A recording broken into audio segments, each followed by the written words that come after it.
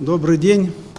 Я хотел бы начать обращение свое с того, что 74 года назад, 22 июня 1941 года, фашистская Германия вероломно напала на Советский Союз. Началась Великая Отечественная война, унесшая десятки миллионов жизней и искалечила десятки миллионов судеб. На защиту Родины плечом к плечу стал весь советский народ, в том числе и народ Украины. Как бы сегодня не искажали факты пробандеровские историки, но факт остается фактом, что 4,5 миллиона украинцев воевали на всех фронтах Великой Отечественной войны, 500 тысяч человек были в партизанских отрядах и 100 тысяч человек были в подполье. Проявляя мужество, отвагу и стойкость, советский народ победил в Великой Отечественной войне и разгромил фашистскую Германию в логове в Берлине. Благодаря этому великому подвигу наших отцов и дедов мы десятилетиями жили под мирным небом и жили бы и до сих пор, если бы в 2014 году к власти Киеву с помощью Запада и осуществив кровавый переворот не пришла профашистская хунта. Именно против этого весной 2014 года народ Донбасса восстал. Он потребовал русский язык и федерализацию Украины в составе Украины.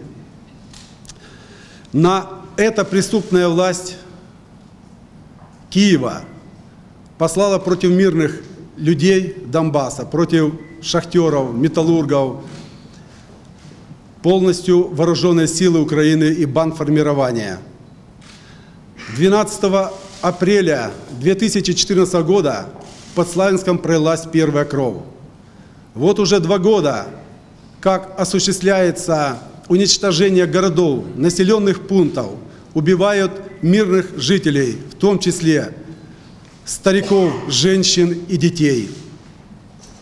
По всей Украине идет плач матерей, которым постоянно везут чередой гробы и похороны.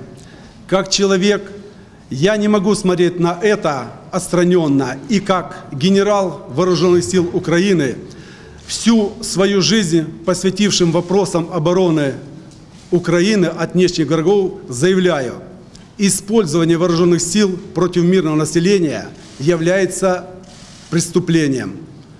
В Конституции Украины четко написано, что использование вооруженных сил против своего народа запрещено.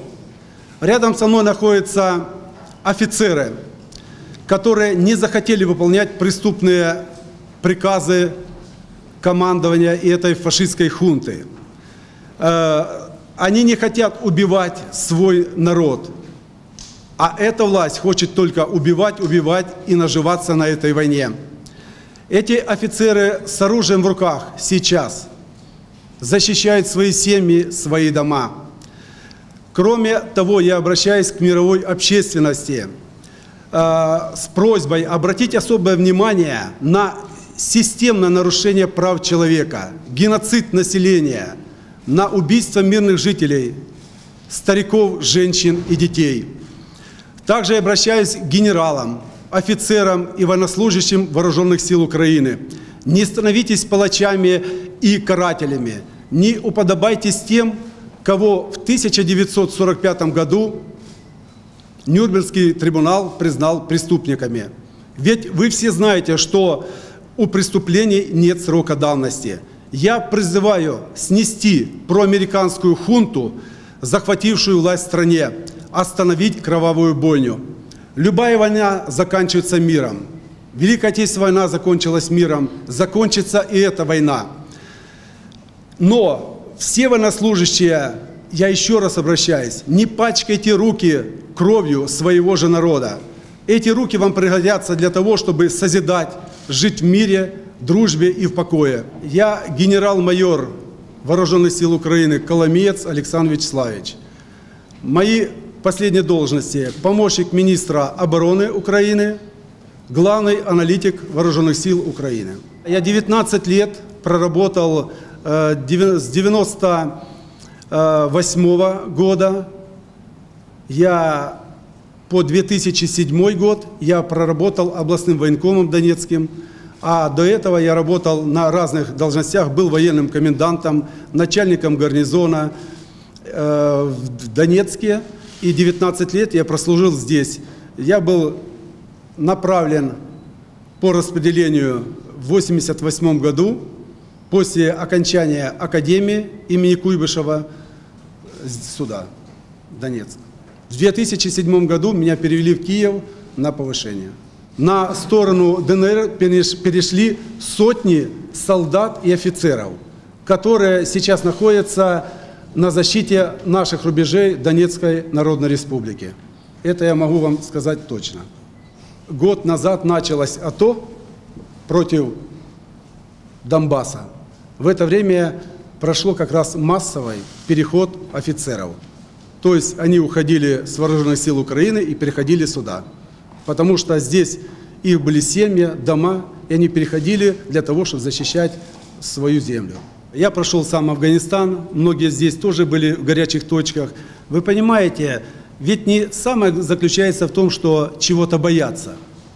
Все люди, которые здесь сидят, они одного хотят – защитить от преступной власти Киева то, что здесь было создано. Ведь Донбасс – это был процветающий, как говорится, процветающий регион. Здесь прекрасные люди, здесь прекрасный климат, атмосфера всегда была. Я просто скажу, почему я вот даже сделал. Я после Афганистана, у меня был первый отпуск, я в 80-м году попал в Донецк. Чисто случайно. И я влюбился в этот город. И когда я окончил академию, у меня была первая просьба, у меня было право выбора, я попросил в Донецк, потому что здесь прекрасные люди и прекрасный город, потому что это один из красивейших городов, я считаю, Украины.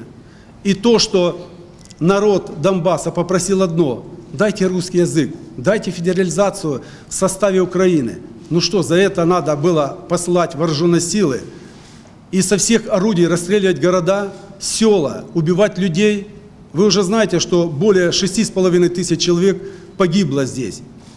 И неизвестно еще сколько погибнут, потому что каждый день, каждую ночь идет обстрел мирных городов, мирных районов города Донецка и области. Я сейчас по очереди спрошу, хорошо? Да, с Донецка. С Донецка? С Донецка. Родился в Германии, прожил всю жизнь практически в Донецке. Город Донецк. Город не Киев. Право. Родился не в Донецке, вот здесь учился, и здесь живу более 25 лет. То есть, по сути дела, это все офицеры, которые местные, которые любят свой город и любят свой край. Полковник Кудинов. Будем заниматься защитой населения, защитой своей земли, своих семей, всего Донецкого края. Будем заниматься теми задачами, которые нам будут поставлены нашим руководством. Все эти задачи, они все будут мирные, однозначно. Поэтому на этом мы и будем свое внимание и усилия сосредотачивать в дальнейшем. Полковник Чекалов, офицер внутренних войск бывшей Украины. Сейчас работаю над задачами, которые должны укрепить нашу обороноспособность республики. И на мирные цели остальные задачи. Полковник Добренко. Главная задача – это защита нашей республики, отстоять мир и будем работать на восстановление и процветание нашего края. Подполковник Агиенко. Я уже являюсь военным пенсионером. Кстати, пенсию выплачивают нам регулярно.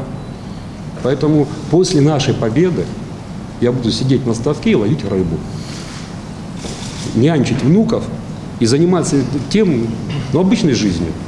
Вот. И хочу сказать так, что у меня здесь в Донецке живет мама и папа. Им по 80 лет. Мама пережила войну. 3 года на Смоленщине они были под немцами.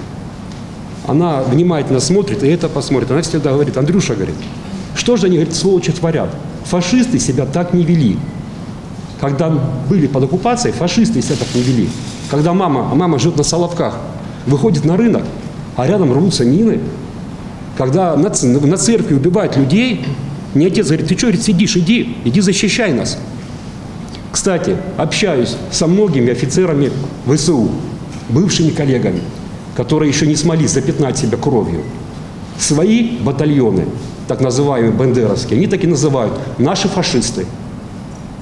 И есть разделение у них. Или ВСУ. Вот. Но единственное, что я не пойму, многих я знаю, со многими отслужил, у меня 29 лет выслуги. Вот. И я не пойму, почему они до сих пор не пошли на Киев. Почему не развернулись и не пошли на Киев? Почему они выполняют эти преступные приказы и уничтожают нас, жителей Донецка? Подполковник Чекалдин родился и вырос в городе Донецке.